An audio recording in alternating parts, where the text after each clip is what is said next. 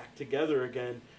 We wrote Chevy Vega, which talks about our antics in 1982. Driving out. Being young guys, into a little bit of debauchery, having our full lives ahead of us, maybe not being the smartest guys in the world, but, partying and drinking and having a good time. And that's what Chevy Vega, which we collaborated on. It's a true story. It's a true story. In Absolutely. fact, Chevy Vega was how I reached out to Al. I was like, I got this idea for this concept album. Playing my favorite song. The way this night is going, we may not live too long. Going so fast, this time is the blast. Bombers rolling across the globe. We have a concept album, a rock opera, if you will, called Lifetimes in Death. And we've been working on that over the last year, and we've been recording, and we really don't have any finished things. We have some pretty strong demos, but we're really working towards having this 19-song rock opera that we're going to hopefully sometime next year debut. Reasons why time not having its way with me. The red light fills my eyes. Thoughts are really mine now. I know all the reasons why. I think I know now. I think I know.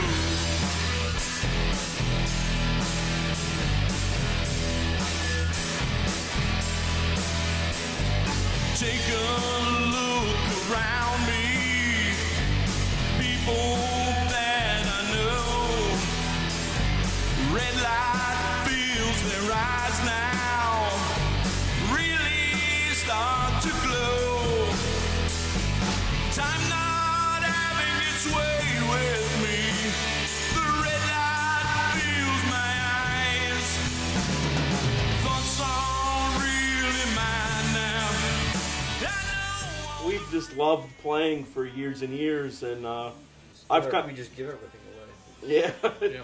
We've I've been trying to twist these guys' arms for years to, be exclusively an original band, and I think I finally, now that we're approaching our late 40s, heading towards 50, and 50, that we are finally doing pretty much all original music, which is very, very satisfying to me, and hopefully it's satisfying to these guys as well.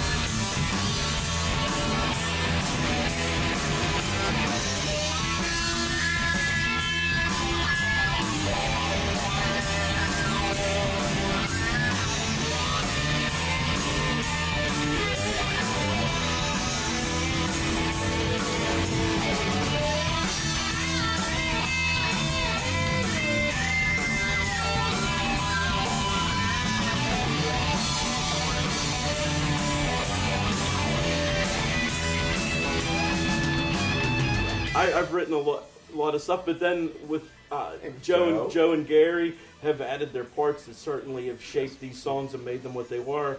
And songs like Sleepwalker and Familiar Ground, these guys, Joe had written basically had written the whole song of Sleepwalker. So, I mean, everybody, has their hand in it.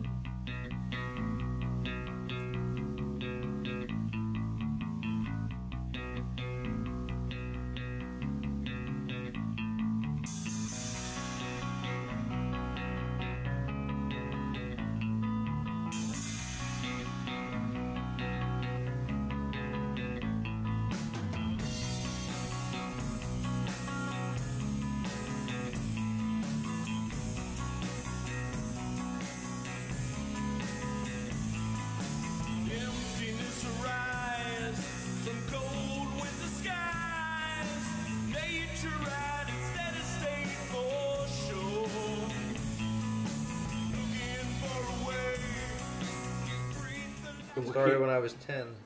Well, officially when I was 10, so when I started taking lessons. I don't know. I've always once that got in me, you know, back whenever that was, 37 years ago, that just never left, and just always had that. It just took me over. You know, like I always have to be playing something. I was, you know, always hitting something, tapping something, moving my feet. I'm always going. So.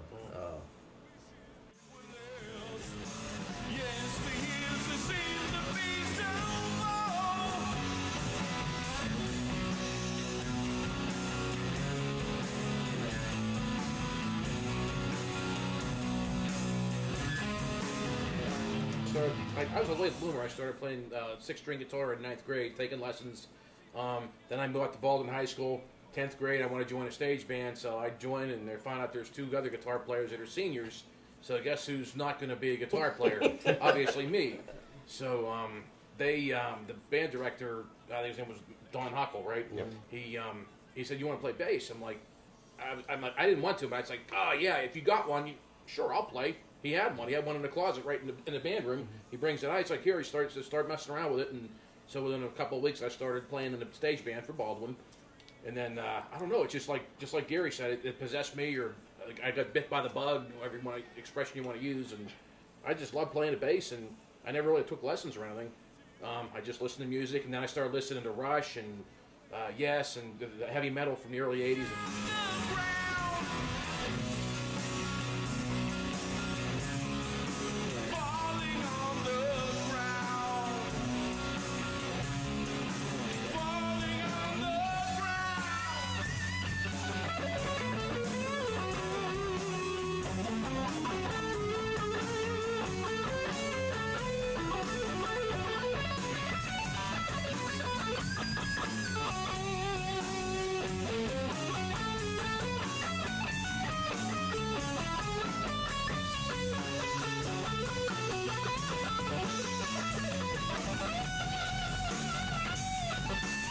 It's not going to be a bunch of performance video. It's going to be a bunch of, like, kind of, I don't want to say abstract, but it's going to be very stylized, you know, with elements of lifetime and death.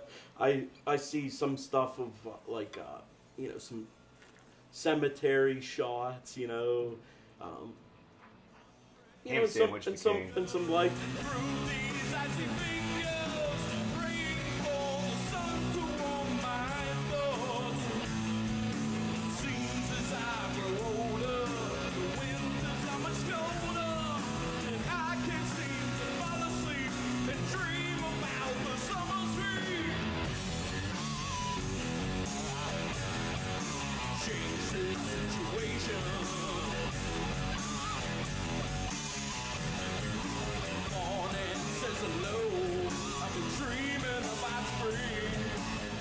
Yeah, I mean, it's an enlightening experience. I mean, this is a time for us boys to get out of the house and cause really no trouble and enjoy ourselves and play some, you know, music. And, you know, in the music, some guys go to the gym, they work out, you know what I mean? And they pound the weights and they do whatever. We pick up our axes and our drumsticks and, you know, we let out our emotions that way and we give that expression.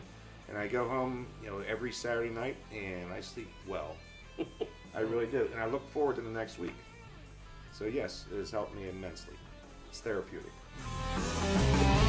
Playing Hot Wheels underneath the tree on Custer Avenue, losing track of the hours was my favorite thing to do. I would always take my favorite car to my favorite place, take a drive in the country, or off to outer space, flying down the highway in my Hemi Cuda. The best things in life still are. It's been positive, and what Joe, Al, and Gary mentioned, that it's a way to relieve stress and express yourself. You get a very satisfying feeling when you do that. The bad part about it is it's the collateral damage to the people around you, like your family and people you work with, and the family, they feel like you're taking time away from them to come here and hang with your friends. They might see that in a different light.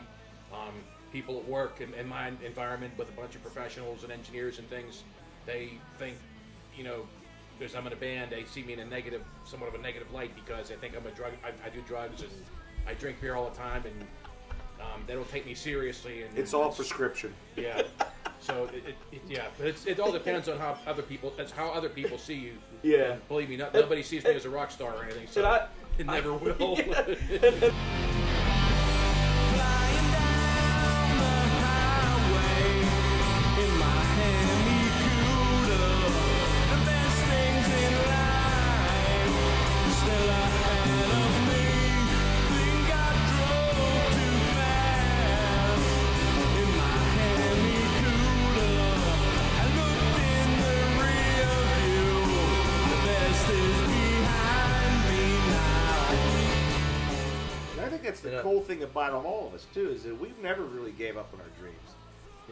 Joe definitely driving force, in this band, but all of us, we all still have that spark, that fire in us that we want to come out and we want to do this, and we do. We go through the battles. I mean, I am sympathetic to what he's saying. Is I've told people, I'm in a band now, and they give you this funny look, and You gonna do that every Saturday, Al? What's that? You gonna play every Saturday? You know, What are you, crazy? Even my wife in the beginning, like, really, you're gonna go Every do this? Saturday? Yeah. What? Come on, you could be spending that time.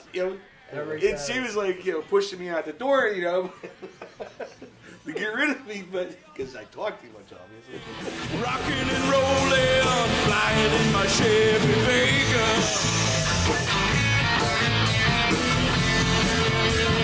Flying in my Chevy Vega.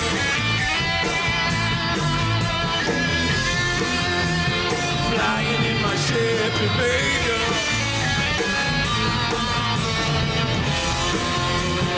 Flying in my Chevy Vega.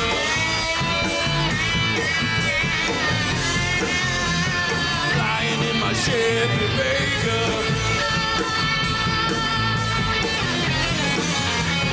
Flying in my Chevy Vega.